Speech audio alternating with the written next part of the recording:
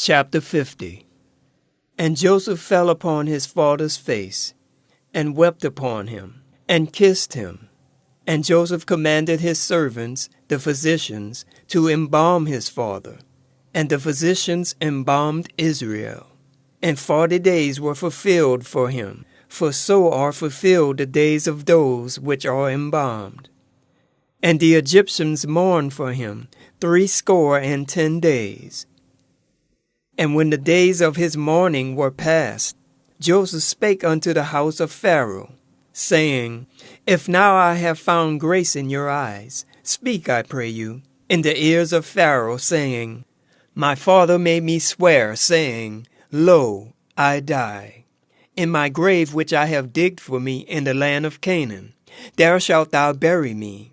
Now therefore, let me go up, I pray thee, and bury my father, and I will come again. And Pharaoh said, Go up, and bury thy father, according as he made thee swear.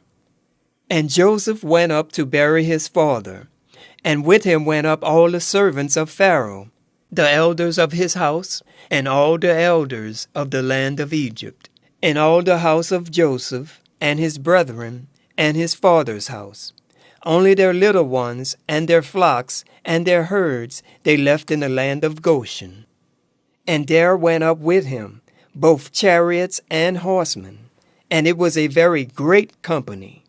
And they came to the threshing floor of Atad, which is beyond Jordan. And there they mourned with a great and very sore lamentation. And he made a mourning for his father 7 days. And when the inhabitants of the land, the Canaanites, saw the mourning in the floor of Atad, they said, This is a grievous mourning to the Egyptians. Wherefore the name of it was called Abel Mizraim, which is beyond Jordan. And his sons did unto him according as he commanded them. For his sons carried him into the land of Canaan, and buried him in the cave of the field of Machpelah, which Abraham bought with the field, for a possession of a burying place of Ephraim the Hittite, before Mamre.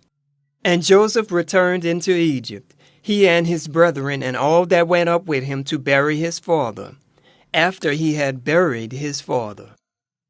And when Joseph's brethren saw that their father was dead, they said, Joseph will peradventure hate us, and will certainly requite us all the evil which we did unto him. And they sent a messenger unto Joseph, saying, Thy father did command before he died, saying, So shall ye say unto Joseph, Forgive, I pray thee now, the trespass of thy brethren and their sins, for they did unto thee evil. And now, we pray thee, forgive the trespass of the servants of the God of thy father. And Joseph wept when they spake unto him. And his brethren also went and fell down before his face, and they said, Behold, we be thy servants.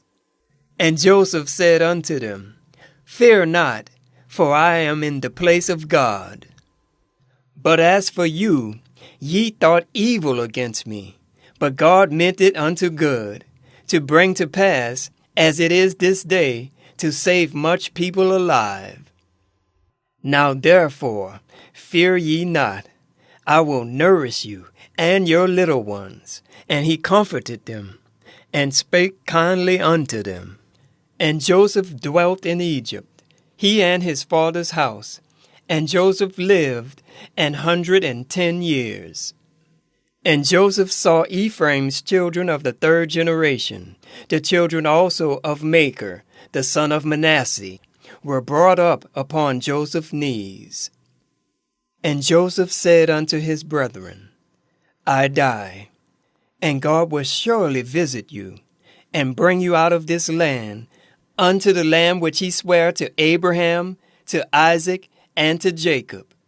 And Joseph took an oath of the children of Israel, saying, God will surely visit you, and ye shall carry up my bones from hence.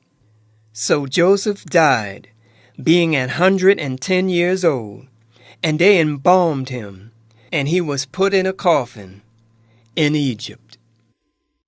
This is the end of the first book in the Pentateuch, the first book of Moses, called Genesis.